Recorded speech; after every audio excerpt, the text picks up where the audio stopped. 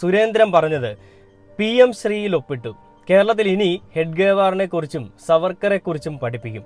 ഇഷ്ടമില്ലാത്തവർ പഠിക്കേണ്ട എന്നാണ് ഈ പറയുന്ന നമ്മുടെ സുരേന്ദ്രൻ പറയുന്നത്. ഇതാരാണ്? ഇവനാരാണ് ഇത് പറയാൻ? ഇവൻ എന്ത് യോഗ്യതയാണുള്ളത്? ഇപ്പോൾ യോഗ്യത എന്താണെന്നുള്ളത് നമ്മൾ ചോദിച്ചു കഴിഞ്ഞാൽ കൃത്യമായിട്ട് നമുക്ക് മറുപടിയുണ്ട്. കാരണം അതിനുള്ള സൗകര്യങ്ങൾ കേരള സർക്കാർ ഒരുക്കി കൊടുത്തു. ഇതൊരു വൃത്തികെട്ട പരിപാടിയാണല്ലേ ചെയ്തത്. സംഘികൾക്ക് മെഴുകാൻ വേണ്ടിയിട്ട് ഇങ്ങനൊരു സൗകര്യം ഒരുക്കി കൊടുത്തതിൽ എന്താണ് നിങ്ങൾ നേട്ടം കാണുന്നത്?